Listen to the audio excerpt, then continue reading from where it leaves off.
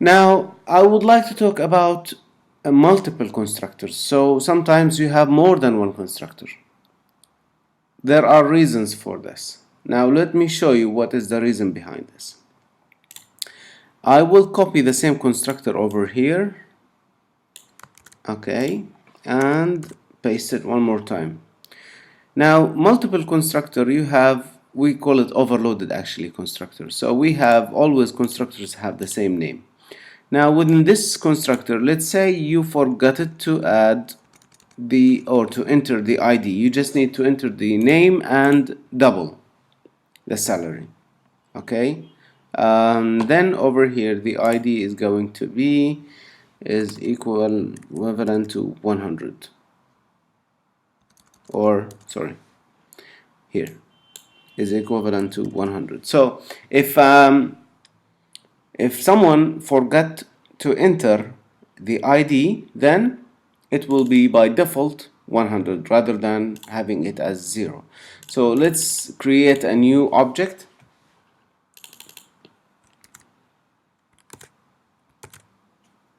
Object E2, and over here I'm just passing name Said, and his salary is 25,000. Now I need to print the data for the first employee and the second employee. So let's run the code and see the output. So over here you can see the ID for Ali is 101, but Saeed will be 100. If I create another employee over here, employee 3, and his name is Safe, and his salary is 5,000. Let's run it.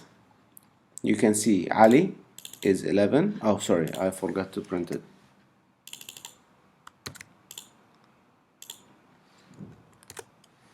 Here's E3, and let's run this. Now you can see Ali is still 111 because I already passed that.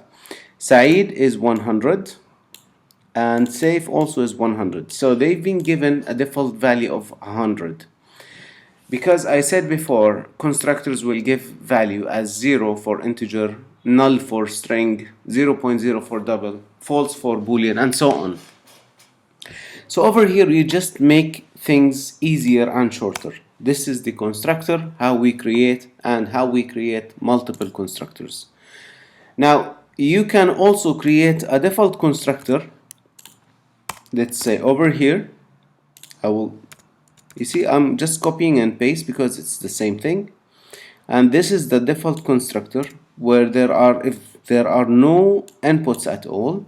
So we say over here, rather than being 0, let's say it's 99. Name will be no name was entered, and the salary is minus 1000 or 100 or minus 1. That's like a flag to indicate there's no ID were entered. Also for the ID, let's say minus 1, minus 10, whatever. So going back over here, I just need to clear this out. Now let's run this code and see what employee 1. You can see his ID is minus 10, name no entered, no name was entered, and salary is minus 1. So this is just like a reminder that the user forget to enter the data, or you can make it as a default value. And if user did not enter anything, you can make it as ID is 100, no name was entered, and the salary is 5,000, the default salary. That's the least you can give. So over here you can check the data is given and not data not given, how it look like. So this is about constructor. So over here, constructor that takes no local variables. This constructor will take 3 different local variables, and this one will take 2. and each one will be called depend on how many you are sending, how many arguments you are sending when you are instantiating the object. I hope you understand everything regarding the constructors.